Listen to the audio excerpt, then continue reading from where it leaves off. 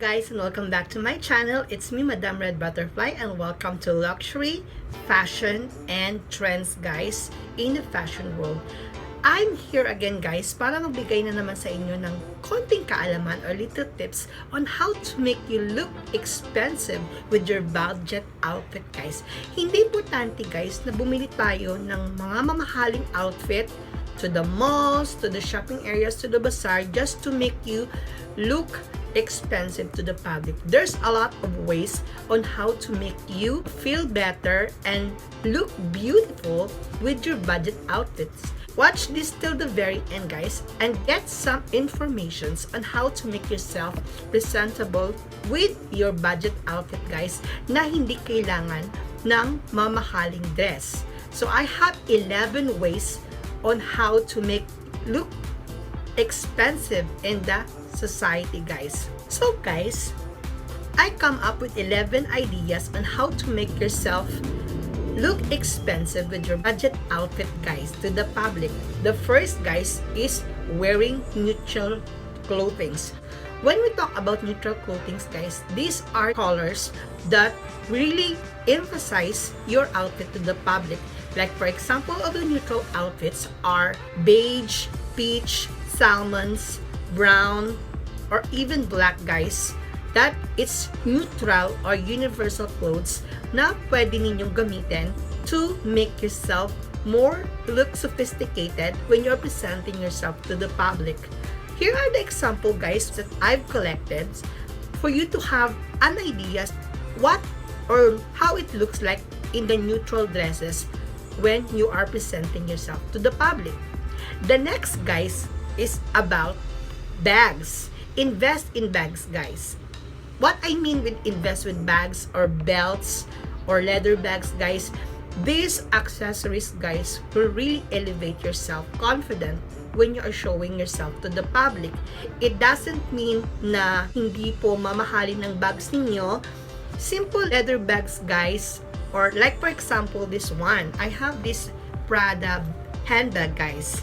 If you have a money, try to invest in a fashion sense, guys. Try to invest with luxury items or handbags, guys, because kahit hindi expensive ang dress mo, but when you are wearing handbags or you are having these handbags, guys, na branded or designer bags, guys, it will elevate your style because every time you present yourself, guys, ang unang nakikita ng tao, guys, are either shoes or handbags, guys. So this is one of my tips for you guys.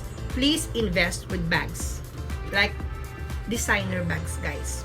When you talk about belts, guys, it can also elevate your confidence because belts as well will emphasize your outfit. Try to invest as well if you can have a little bit, like for example, these accessories. If you're wearing black, guys, you can pair it with black leather belts or designer belts. So kahit hindi siya expensive, it will really look expensive because the people will look not to your dress, but they will divert themselves to the belt that you're wearing or the handbag that you're using. So that is as well one of my tips how to make your budgeted outfit looks expensive. The next one, guys, in my list, guys, try to wear simple jewelries. When you talk about simple jewelries, guys, you don't need to wear bling blings because exaggerated bling blings will just look you like a clown in the public. So try to complement jewelries as well with your outfit, guys. Simple or minimal jewelries like small earrings or small necklaces will really help you or elevate your style when you're wearing some outfit or neutral dresses. The next one, guys, is wear and match hardware colors.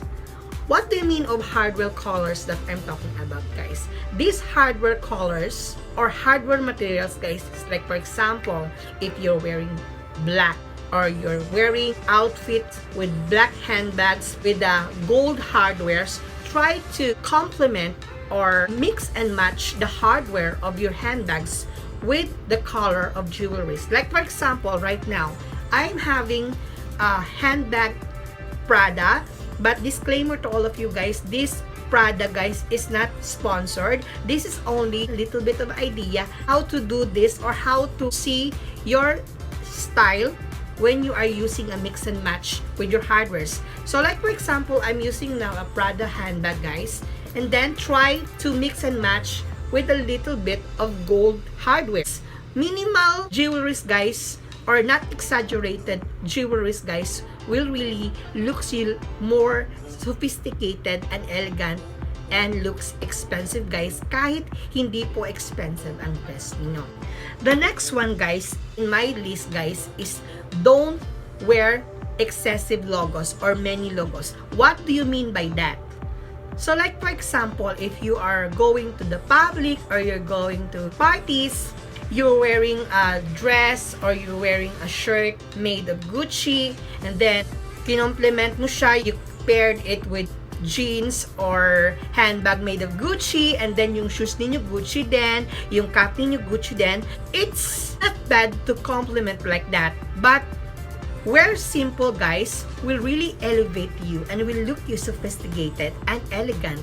Try to wear just like a neutral dress with one pair of handbag or luxury bags, and that's it. Handbags complement with neutral shoes. That's a good idea when you're going to the party guys. Don't wear excessive jewelries, excessive logos, different kinds of logos. Like for example, you're wearing Gucci, you're wearing Prada, you're wearing Versace, you're wearing Fendi. So it's not good guys. Mix and match with the different kinds of logos will distract people when it comes to fashion world. The next guys is don't show too much skin. What do you mean by that? Like for example, if you are wearing a blazer or if you are wearing some dress, and then cover yung dress mo, you are wearing some coat, but inside you're wearing a pencil or a short. So just minimal. You know how to mix and match colors or show minimal skin when you are going to the public. Sometimes when the people look at you, ano ang nakikita nila, that will really give them impression. So minimal outfit if you are wearing some beige, if you are wearing neutral colors like V-neck, that's it. Only V-neck guys, or a little bit of not so much shorty clothes will really make you look sophisticated and elegant. The next in my list guys is try to wear blazers or coats. So if you don't have designer bags, if you don't have wonderful or expensive dresses guys, try to invest with coats and blazer guys. It will really blend it with your outfit. So try to imagine yourself you wearing a white shirt or neutral colors, and then you pair it with blazers like this, or if you have this kind of blazer, I bought it in one of the store. So like for example, with this kind of blazer guys, you can wear it or you can pair it with white. So it doesn't mean that you will really wear some logo dresses like Versace.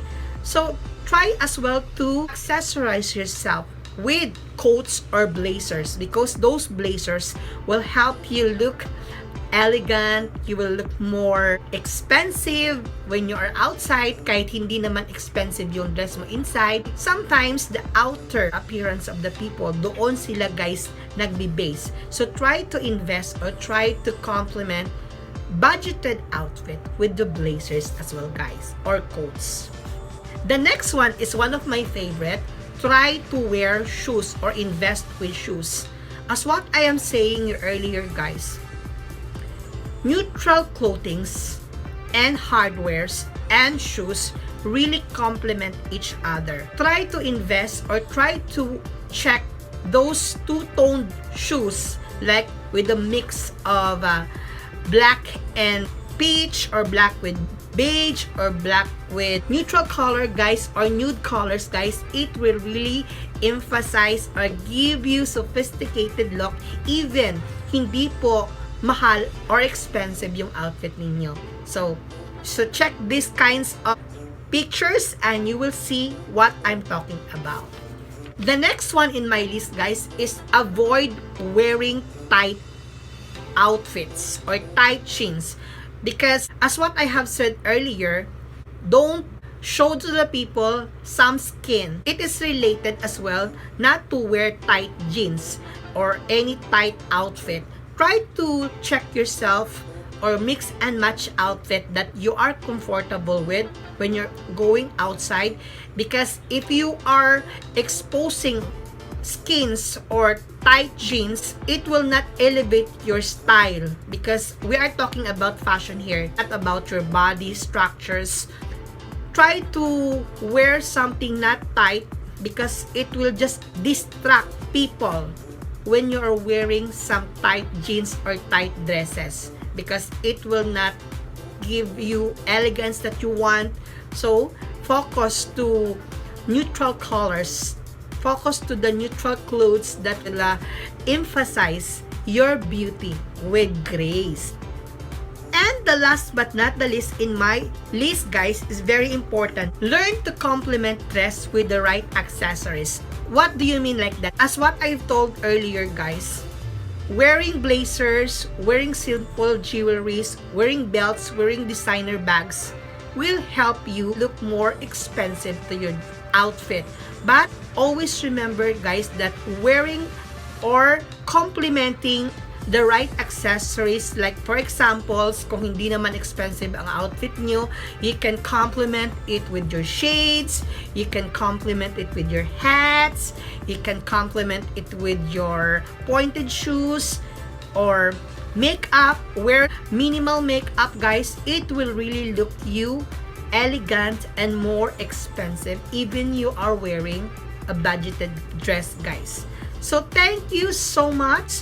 I hope you learned something from my experience, or you learned something from my channel, how to make you look expensive with your budget outfit, guys. And you can share it to your friends, and you can use these tips to your daily lives. Thank you so much for visiting, and if you haven't subscribed to my channel, please subscribe now to Madam Red Butterfly. And thank you so much to all who always support me. And I'll see you for the next fashion trends and fashion tips. Love you guys. Bye.